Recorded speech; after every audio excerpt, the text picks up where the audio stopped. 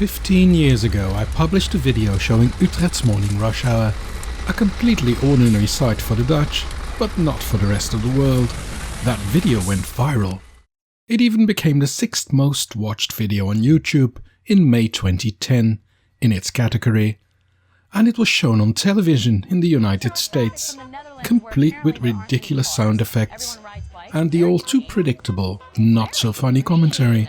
Amazing there aren't more accidents. I don't want to wait that long. For what? To do stuff. To ride a bike? I'll be at work in 2.5 hours. Wait a minute. If you live in New York City, and people who ride bikes in New York know this, that much faster on that bicycle than anything else. I don't think this looks like a good time. Really? I really don't. I'd rather get in my car and go to work. Or not being a very good environmental example. Plus, what if I want to go to the drive-thru and get food? You can't carry it. That's a good point, though. Some people questioned the weather. Surely not that many people cycle in the rain. Well, this was the perfect location to prove them wrong. Then came the follow-up. But what about snow?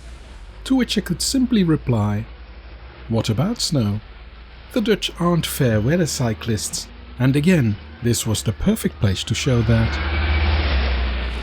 But now you might be wondering, what does this place, with all its buses, trams and cyclists, look like today? 15 years later? So, here's how it looks now. I know, it doesn't have quite the same charm anymore, does it? Don't get me wrong, it's great that we now have great separation. The intersection is much safer, with the trams and buses using an overpass, and traffic flows more smoothly for everyone.